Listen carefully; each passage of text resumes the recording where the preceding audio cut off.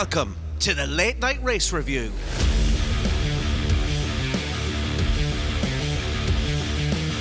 Was it Checo or was it Carlos? We take a look at the big crash of the day. What the is he did, man? What the is she crazy or what? Idiot.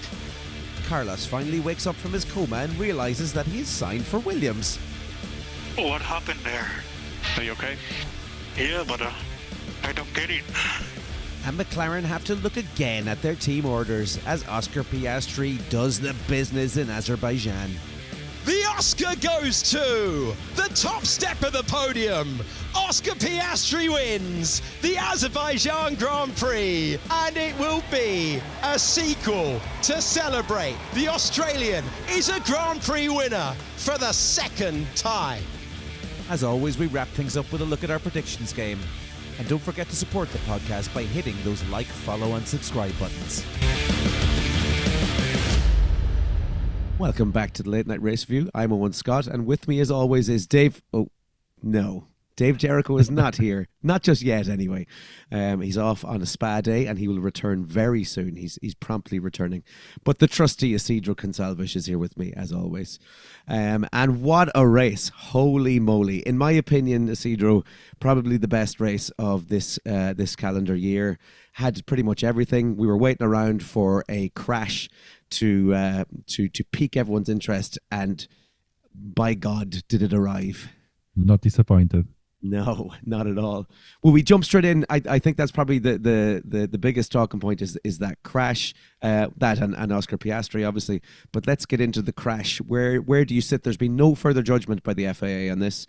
But are you team Sergio or team Carlos? Carlos. I think that both are at fault. But if anything, I think that Sainz should be paying more attention to his mirrors.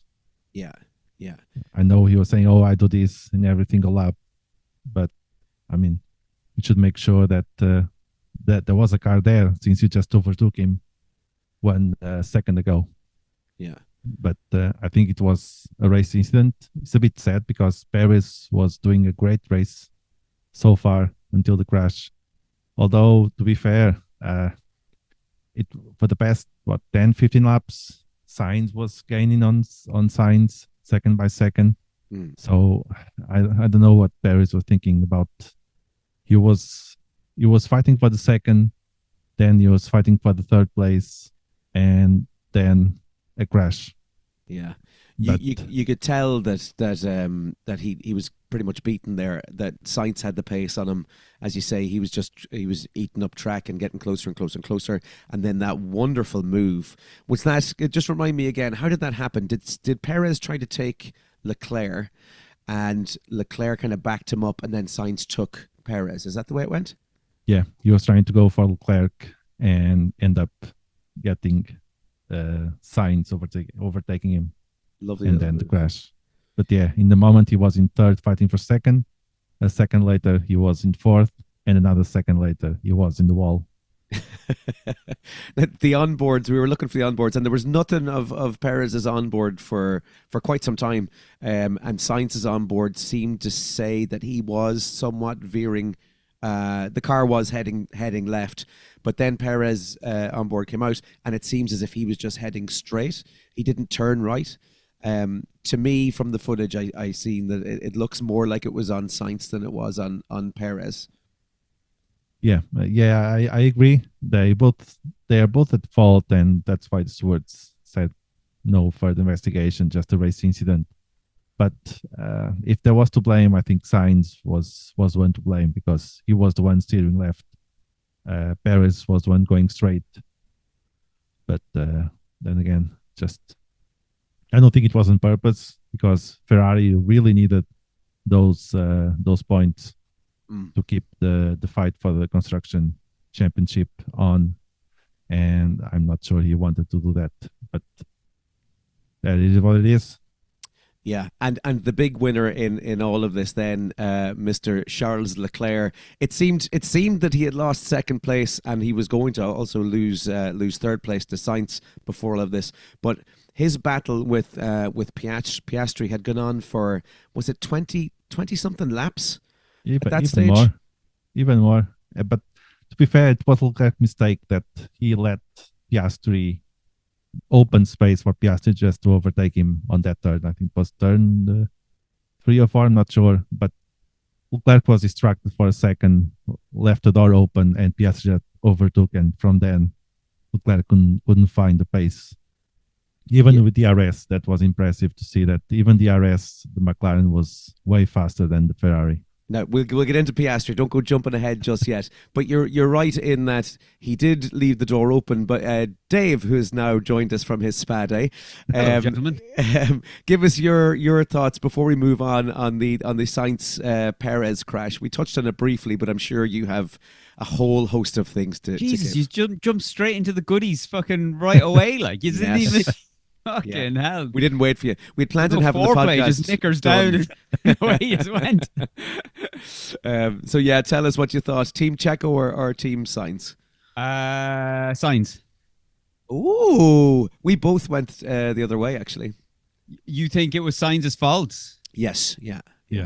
So I think the problem here was that Sainz didn't turn in. So basically, when they were coming out of the corner, the angle on the car was what caused the collision. Like, it wasn't that either driver was steering into one another. It was just the angle of the car coming out of the corner. And they both had the steering straight. However, the difference is Checo had so much space on the left-hand side to use. And instead, he decided just to fucking hold the racing line behind, like, when there was a car coming across. Like, you have to be aware, like, Sainz was ahead by over half a car's length. So the fact that you had more room over on, like, you had like half the track that you could have moved over onto, but you decided, no, I'm just going to stay here and let that car come straight across. Like, that's racing. You still have to be aware there's a car coming and you have to move, like. By that same token, would Sainz not have to be aware that there's also a car on his inside that he's just after overtaken, and that his racing line is very likely to collide? Yeah, but these drivers tend to rely on other drivers kind of respecting sort of the rules of the track a little bit. And when there's a car in front, that the car has the same as you're going into the apex of a corner. Like, if a car has the advantage over you, then yeah, I would say that. I'm not saying, like, I mean, it's a 50-50. I'll be honest. I'm like, we're talking about small percentages here where I'm laying the blame. Like, I could probably, if you got me on another day and asked me to argue the opposite side of the fence, I probably would. Like, I just think in this instance, when I was looking at it, I just think, do you know what? Sainz was ahead. You could have just shifted over a little bit to prevent the collision. Yeah, in the same thread, you could say, well, he could have equally done the same. So the argument is both drivers should have done the same. Both drivers should have moved out of the collision. Neither driver did, but one driver was further ahead than the other driver. Yeah. So if you're going to if it's that small margins, then I would say Checo had plenty of racetrack to move over a little bit. I mean, you could argue that the angle of Sainz's car, he should have been, but then he's pushed to the outside of the track into the wall. Oh, hands everywhere. Go on. Could I just bring your attention to the fact that the Perez being behind it feels very much like playing F1 23 or 24, the AI, do you know the stupid AI? When you overtake someone on the inside and suddenly you just they wipe you out. That it's like you're straight in the barrier. You've gone into turn 1 and 40 cars have hit the back of you. Sorry, Isidro, go on. I was just ask, what space is they talking about? Because Perez was between the wall and Sainz. Oh, he was not. Perez was right center in the middle of the road. I would ask you to maybe look at it again, Dave. There wasn't a whole lot of space there for Perez to go. I only watched the analysis of it last night for this very reason, to discuss this. We need screenshots. All right, okay, hang on a second. We're going nowhere, lads. 1 second here. Let's let Dave go down that alley of being possibly wrong. And Isidro, I could just bring you back to your turn 1, the Piastri move. Do you think Leclerc expected that move up the inside? No. I think Leclerc was not expecting Piastri to be there. And by the time he reacted, it was too late. And I'm not saying it's Leclerc's fault, but it is, because he let it was just one single mistake that Leclerc did on that race. It was let Piastri go. Yeah. And from that moment on, he couldn't get there. No matter how many DRS he'll try, that McLaren, that RB19 with the white colors, was just uncatchable. It's incredible to see the pace of that of the McLaren versus a Ferrari behind it with DRS even, that it couldn't get close to, well, it did get close to him a few times, but it had to be within that 0.4 of a second to even, or 0.5 even, to get close to overtaking. But there is talk now this morning, I saw something online where they were saying that there is possibly some sort of infringement on the McLaren car around cooling. So there's an extra port open that shouldn't have been open over the last few races, and Red Bull are putting in a complaint that could throw everything up in the air. You talked about the wing, the little mini DRS thing. Yeah. Dave, go on. Go on. Enable screen sharing there for a second. I know nobody at home can see this, but I don't give a fuck. Right, let me see if I can do that. Hold on a second. Right, where you go. Go on, share it there, Dave. Let's see what we're looking at. Can you see that? It's taking its time. Okay, go for it, Dave. Go on. Yeah, we see this? Yes, we do. Right, bring us through. No, this so isn't you're telling me now that Checo was had no space. Do you not think maybe it's Sainz that had no space here? But Sainz is not the one moving. Go a little bit further. Keep going. No, yeah, keep going. Get that stupid brown shirt guy from. That's Julian Palmer. That's a F1 legend right there. No, that could be us someday, Dave. That could be us. Oh, look at Sainz. Get out of that. That's after the collision already where you talk about look at Sainz. Yeah, he just... Go back. So Sainz couldn't check the mirrors. Yeah, no, I'll tell you what. You're right about the space for Perez. So, look at all the space. Sainz is ahead. Like, what are you talking about? We're looking at it clear as day. Like, Perez just went, well, if you're going to hit me, hit me. So he didn't give a shite. Like. At this current point, you can see both cars are facing straight, right? So the line of Perez is actually facing more left. If you go back, they're not actually like... So basically, Sainz has come out the corner. His angle is probably ever so slightly going off to the left. So that's why he's slowly drifting in. So that's what I'm saying. Like, you could argue either way that he should have gone out to the right, but he's going out to the right. He's got the wall there. Like, I just think Perez could have easily avoided the crash by saying, okay, that car's slightly ahead. All he had to do was drift over a little bit to the left. Yeah, it's awkward there. Is Perez's front wheel just in front of Sainz's back wheel? Well, possibly at that point, because that's where look, see, they're both, it's just one of those impossible situations where I don't think either of them were getting out of it. Too much space to avoid the crash. No, I don't think so. Look, as you say, you could argue it either way, and you're right actually about the space. I was wrong about that. Yeah. I love it. Where you're like, oh, Dave going off to find his evidence to prove that he's wrong. Well, fuck you, gentlemen. I'm big enough to admit that I'm wrong. But right, stop sharing. Right, we're done with that. So yeah, lads, Oscar Piastri, Dave, I'll let you start this off. It puts the cats squarely amongst the pigeons at McLaren, where they had this clarity before of Lando is number one, Oscar you're supporting.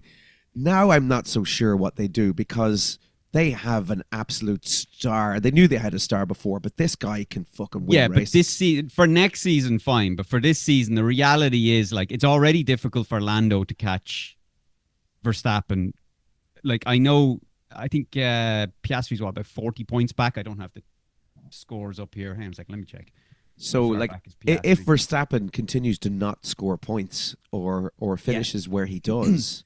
Yeah, but I mean, there's plenty of ifs, ands, and buts, but in the grand scheme of where we stand at the moment, like, it's already very difficult for Lando Norris. Like, it's not outside the realms of possibility, but it's already difficult for Lando Norris to do it. So if it's difficult for him, Piastri is even further back. So you have to kind of go, look, he's our option now to win a World Drivers' Championship with one of our drivers, and the eggs go in that basket.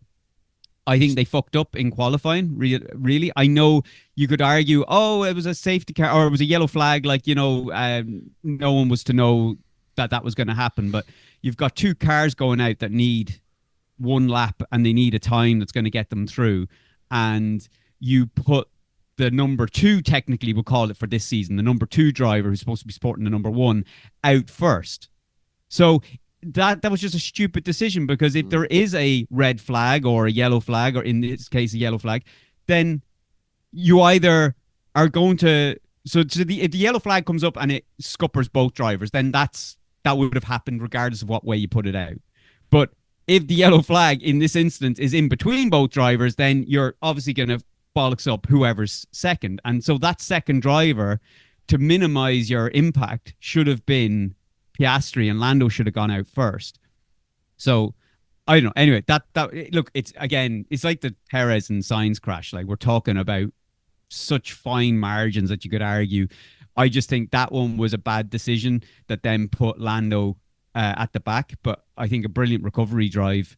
And then Lando then sort of held up Perez then through the castle kind of complex or whatever.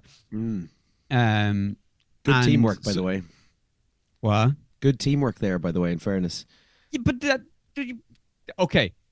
This is where if I was Lando, I'd go, fucking go sing one. Like, you hung me out to dry, like, when I clearly had the advantage of possibly winning the world championship, and you gave it to Piastri, and now Piastri has a chance of winning a race. You want me to back up fucking Perez and be the team player, yet before McLaren weren't fucking playing the team game really at all. They just wanted the constructors title and then gave no fucks about the drivers title. Now the constructors is looking a little bit more nailed on. Now it's like, oh bollocks, now what do we do with our drivers, and who do we fucking put our, which basket do we put our eggs into?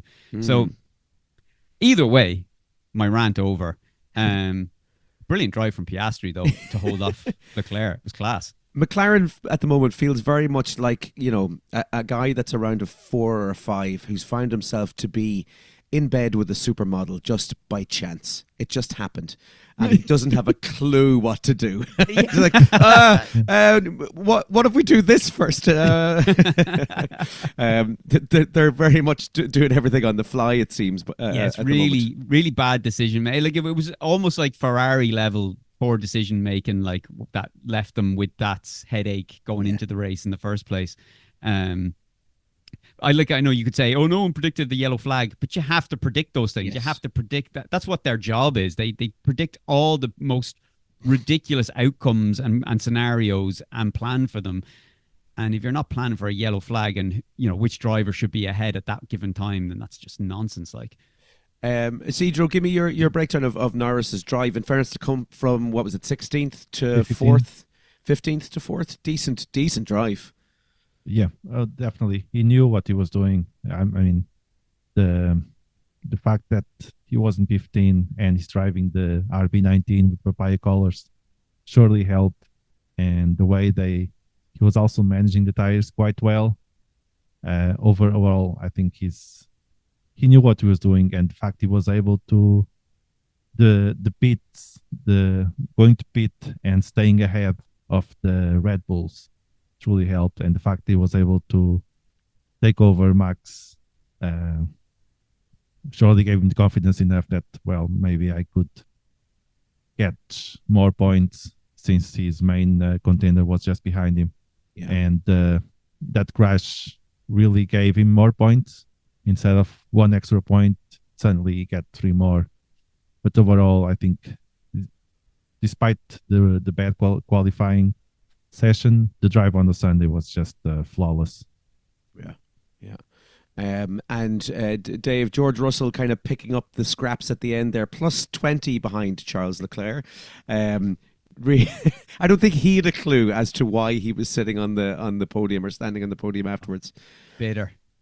Yeah, it was shite to see. But I mean, you have to be there to mop up the mess, I guess, don't you? Like, and that's like, I mean, to be fair to him, like, I'm not a fan of him, but to be fair, he took it right. He's like, I'm not celebrating. Like, he didn't really celebrate. He was just like, look, I didn't deserve this today at all. Like, so, fair play to him. Like, I mean, but he kept himself there within that area. Like, it was clear. I mean, I was saying it the whole way through the race. Like, there's a crash. There's a big crash happening here somewhere. Yeah. Like at the front, you had you had Leclerc, you had Piastri, and you had Perez at that given point battling, and then you had Sainz catching them quickly. Like none of them were giving up position. Then you had further back, you had Lando, Verstappen, and Russell catching Verstappen. None of them were going to give up track position either, if they didn't have to.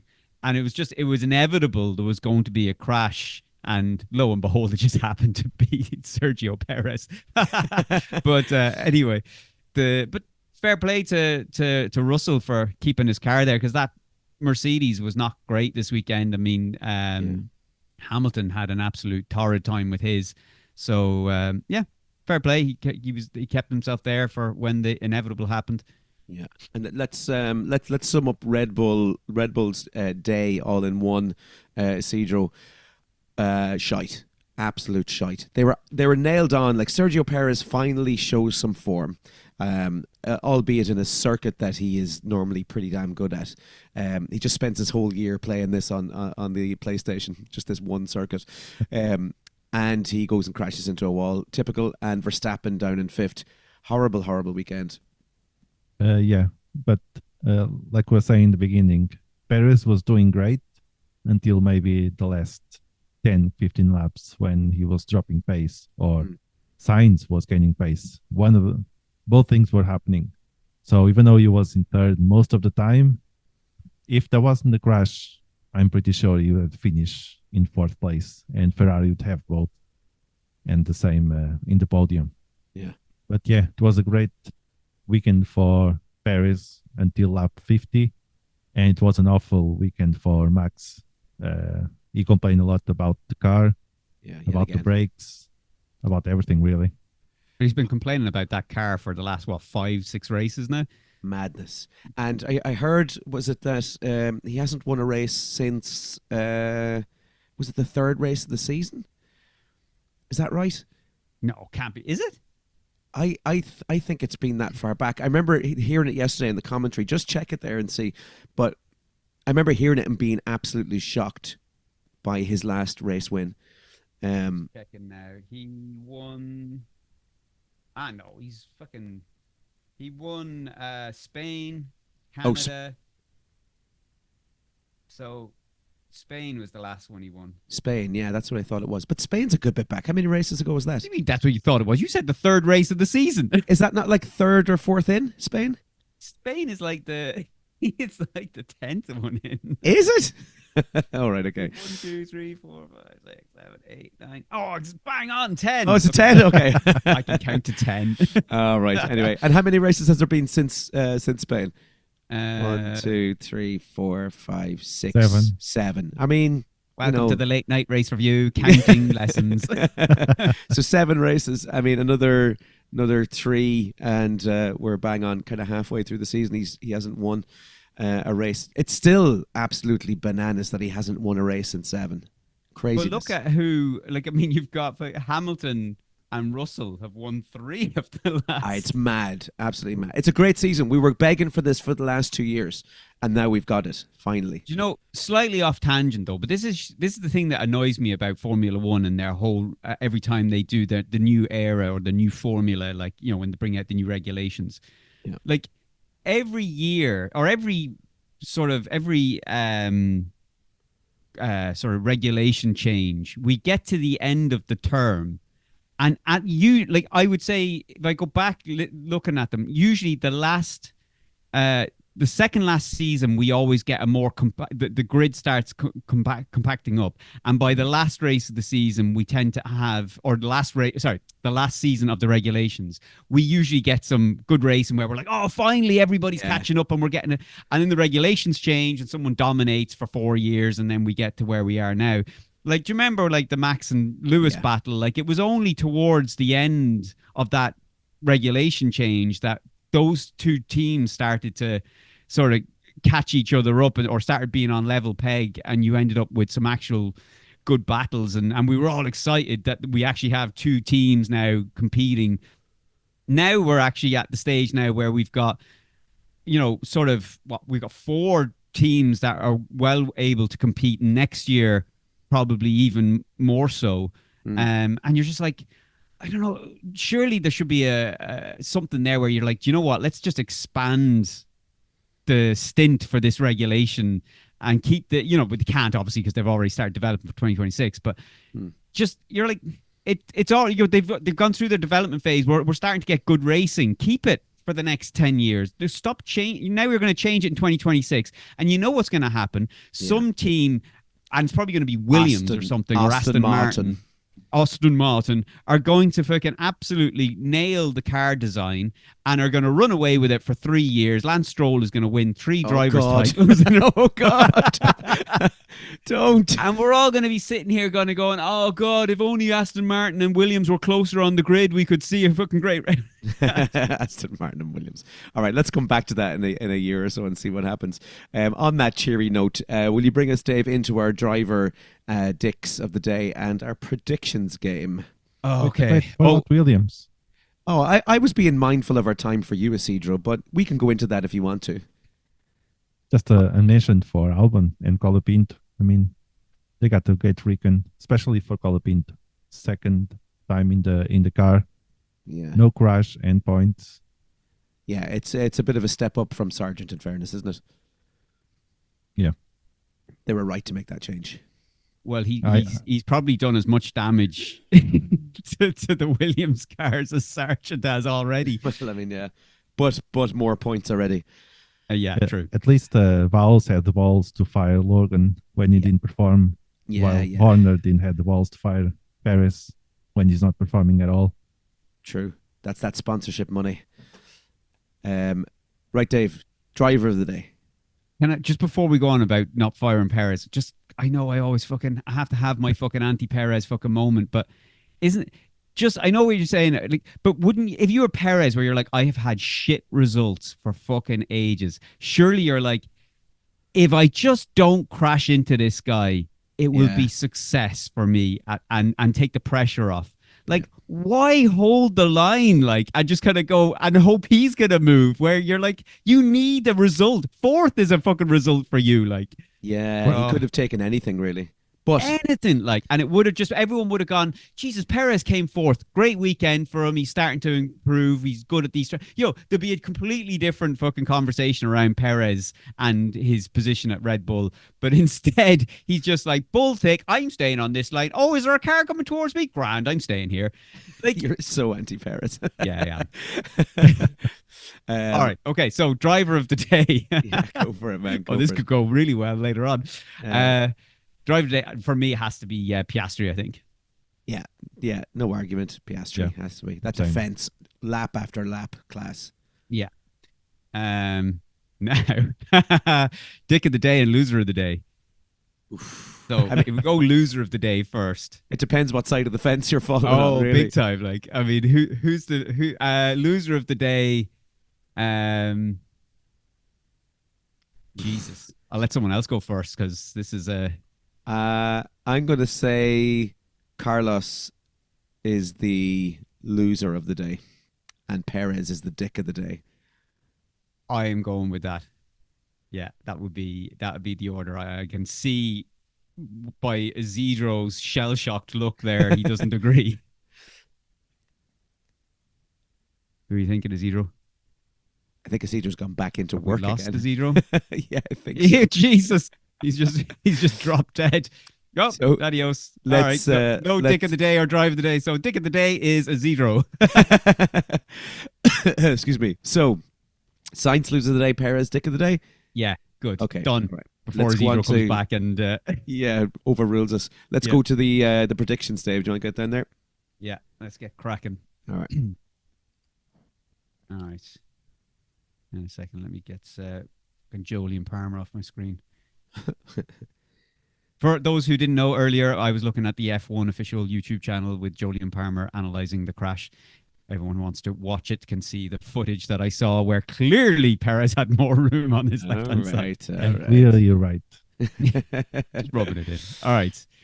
Okay, so, sorry, Isidro, you got overruled because you dropped off there. We went with Sainz as loser of the day and Perez as dick of the day. I knew Yeah. you weren't going to agree, but that's why we Considering the evidence that you provide us. Oh, fuck. I'm just after seeing the predictions. Oh, Jesus Christ. Yeah, this is great. Class. well, at least We all got points on the prediction, I think. Yeah. No, yeah, you see what's happening. Yeah, right. Go on, Dave. Give us the all predictions right. there. Wow. Yeah, it's class. All right. Okay, I went with Lando Goose Egg to win. I went Piastri second. Piastri second. Mr. Goose Piastri. Egg, and Leclerc third. Goose Egg. So I went Mr. Australian Pastry number 1, and Yeah. that was correct. I went Lando P2, which was not. Verstappen P3, which definitely was not. Terrible. Never picking him again. I went And a with zero. Oscar P1, Lando P2, and Hamilton P3. All right. Wrong Mercedes guy. Yeah. Point each for you, gentlemen. Now, flop of the day. I went with Perez with a DNF.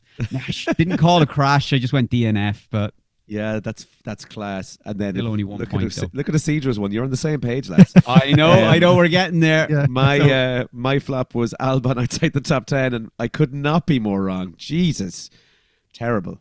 And Isidro. Sainz DNF. Yeah, look at us, Pricks. Isidro. We knew the score this Yeah. weekend. Big hugs all round. Everybody's a winner. What? Everybody's a winner. Yeah, exactly, except for fucking Scotty. Yeah.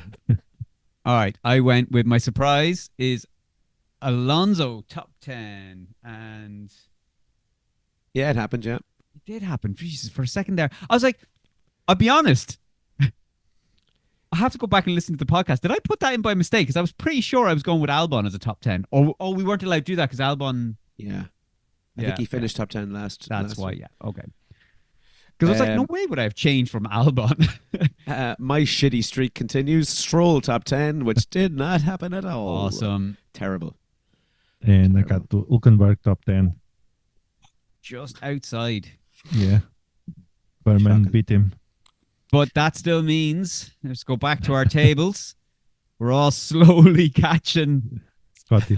Scotty. So Scotty's still at the top on 27 points. Woo! Isidro second on 25 points, and I'm in third on 23 points. This It's is like close the end now. of the Baku race, you know. Fucking Isidro's not, or Scotty's not going to pull out of the way now. He's just No. going to hold the line when he sees Isidro coming. By the time we get to Abu Dhabi, it's going to be like 1 point between everyone, and we could all win it. Yeah. It's going to be brilliant. All right. Once not like last time. Do you remember where we had to do the?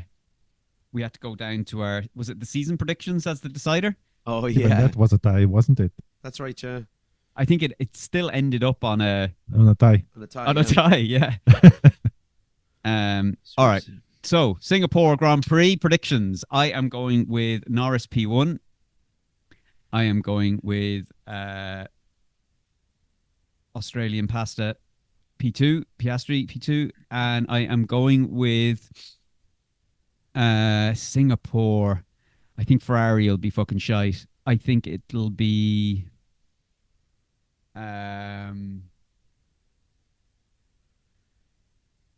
I think it. I think the fucking Red Bull will be shite as well. I'm gonna go either Russell or Hamilton. I'm gonna go. I'll have to go Russell. I think Hamilton's checked out. So I'm going. Yeah. I'm going, okay, that's not Yeah. how you spell Russell. That's a Jack Russell. Okay. Hamilton has checked out. You're right, yeah. I am going to go, just for the sake of it, I'm going to go. I don't know. They won't switch them around if Norris is P2, or they will switch them around probably if Norris is P2 and Piastri should be P1. Who knows at this stage? I'm going to, just for the sake of it, I'll go with the opposite. I'll go Piastri, Norris, and then Russell P3. McLarens just have that pace, though, don't they? Yeah. Unstoppable. All right. I go with Isidro. Piastri, Norris, and Max Verstappen. Ooh. Not letting go of that sinking ship. I love it. I just think the heat of Singapore, I think, is going to compound issues with that Red Bull even more. I just think it's going to be a fucking shit show to drive that car. If he's already having issues with grip and brakes and all that kind of stuff, I think the heat of Singapore is not going to make that issue any better. And they don't have much time to turn it around. What's it, next week, isn't it, Singapore? It's next It's week. this week, isn't it? Yeah, this week. Oh, yeah, sorry. Yeah, Sunday. sorry, yeah. It's Saturday, Sunday. So my flop will be Well, I'm going to have to play it safe, aren't I? Don't. The poor little lad. Cola Pinto outside the top 10. Oh, okay. That's all right. Okay. Well, for my flop, I'm going to go Bierman outside the top 10. No, you can't. Why? He finished P10. He's not going to be racing next week. Oh, shit. Hulkenberg's back. Dickbag. Okay. No, Hulkenberg was there already. Magnussen's back. Or Magnussen, sorry. Yeah. Okay, I'm going to go Albon outside the top 10. Why not? Just for the crack. Albon outside top 10. Is he drove? Well, one could say Magnussen outside top 10. But he didn't race. It has to go out. You can't yeah. Yeah, Okay. he would have to have been in top 10 in the last race.